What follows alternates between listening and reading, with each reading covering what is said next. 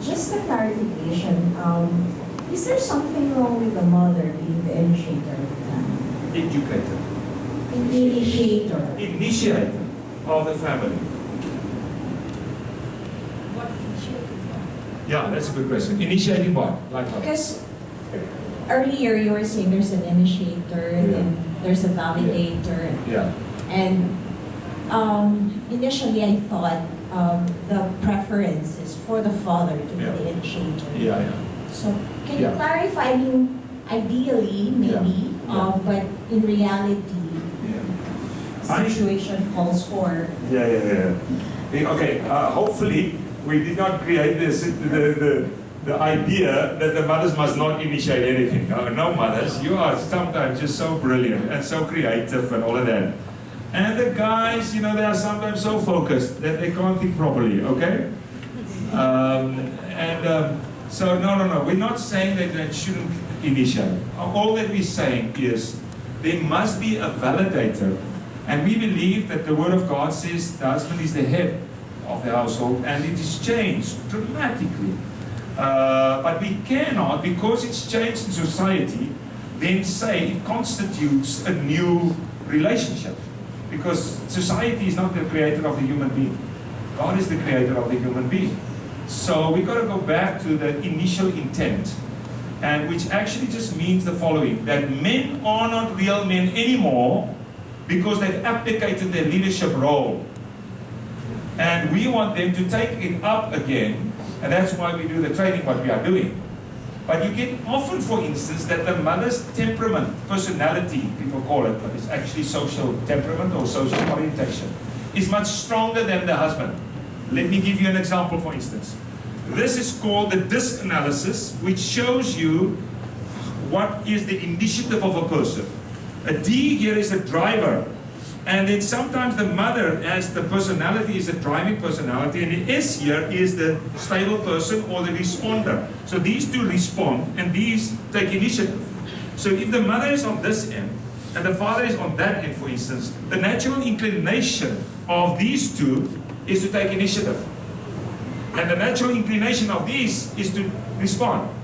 So you cannot change the temperament or the personality of a person and force them now to be the responder only. Okay? So with that, of course the mother can take initiative, can take a lot of initiative. It all depends how she takes this, so that she will still honor the father with respect, and the children will see this. That's the point. And let me just tell you from the side of men, can I make it to you very easy? Just so easy. You can be 10 times as wise as your husband sitting next to you. Is your husband sitting next to you? Okay. You can be 10 times as wise as your husband sitting next to you. Or, and much more great ideas and all of that stuff.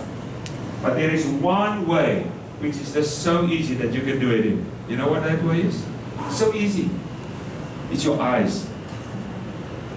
Children read eyes 10 times better than words. Can I say this again?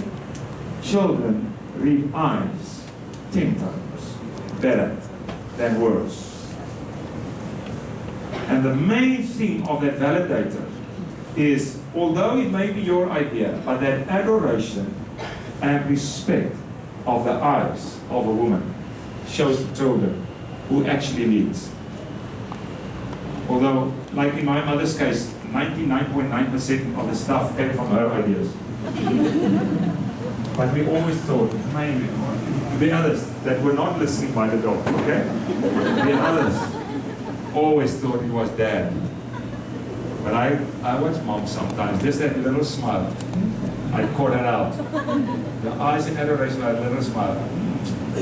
I made him do what I wanted to make him do, you know, but no one could ever see this in that honor and adoration of the eyes to the husband. Eyes show validation.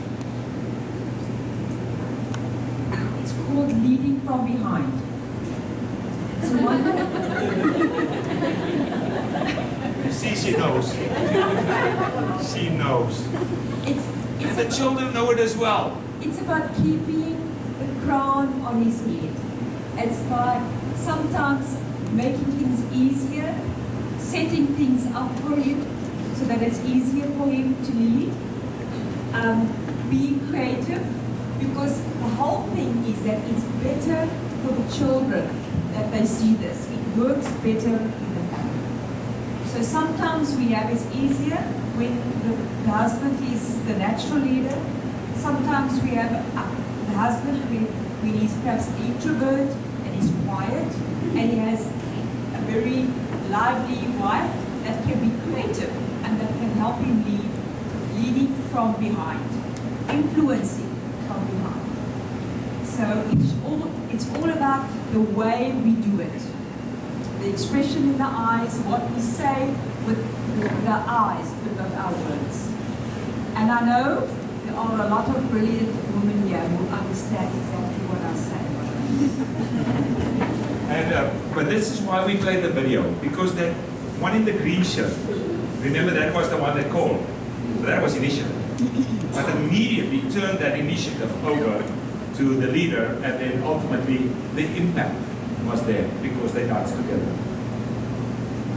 Okay. Okay, I'm here at the back. We're giving people at the back here a chance to ask questions. Anyone here from the back? Be brave.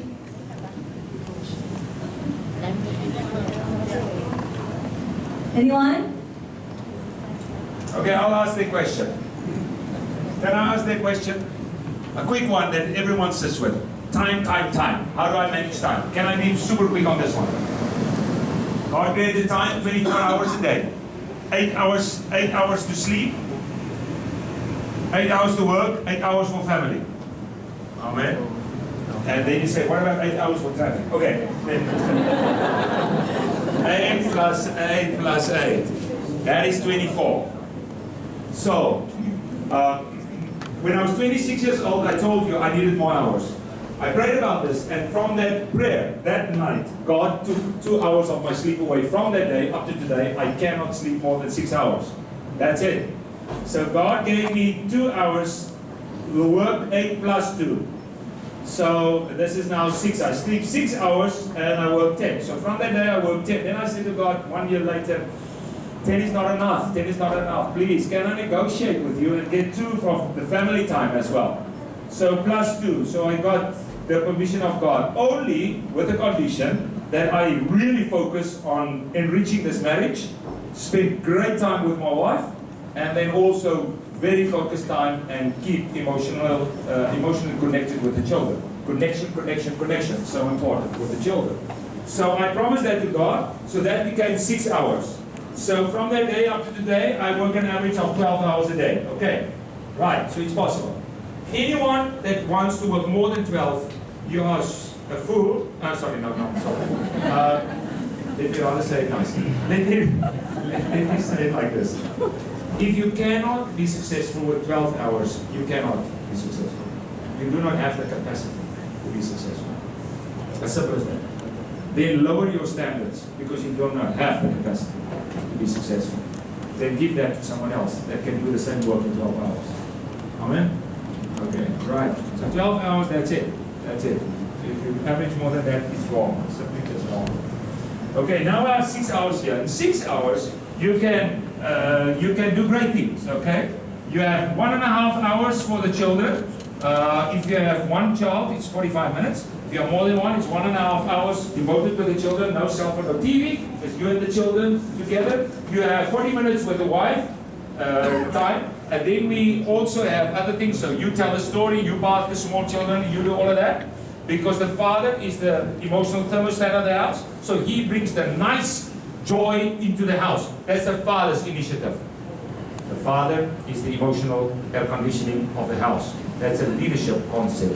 All CEOs of companies are the emotional air conditioning of the company. If you want to have productivity, go and read a book from Daniel Goleman, New Leaders, and you'll understand that that counts for everyone who is in a leadership position. You create the atmosphere. Amen? Okay. So daddies do that, therefore they tell the stories and doing that. So you spend that time, and after that, you still have hours on hand. 1 hour to train, 30 minutes to eat, 2 minutes to shower, 13 seconds to brush your teeth, with the electric brusher, and so on. So if you're super disciplined, you can do it easily and stay fit and so on. And watch your TV. Not anyone watching TV more than 45 minutes can ever be a leader. So you watch 45 minutes TV a day at max. Max it out on that. And anyone trying to do, part of your work, obviously emails, but private emails, Facebook and those kind of things, for more than 45 minutes a day is just way too much. Then you serve Facebook and not God. And family. Okay, so then you've got to make a decision on these things. It is possible. That's all I want to say. Don't come with me. No one who is really busy can come and convince me that there is not enough time. Your only issue, I say, is the Manila traffic. And then you have to do your emails, all your phone calls, so you can put off your cell phone for the rest of the day. You answer all calls in traffic. You never touch the cell phone again for the rest of the day, and life is brilliant. Okay? Okay, we have a question here.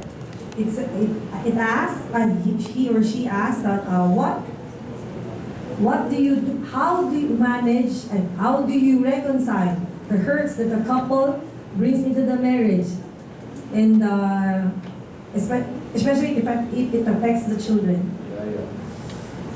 Oh my, problem is the question is so good, it needs a 45 minutes answer. That is the problem. Okay.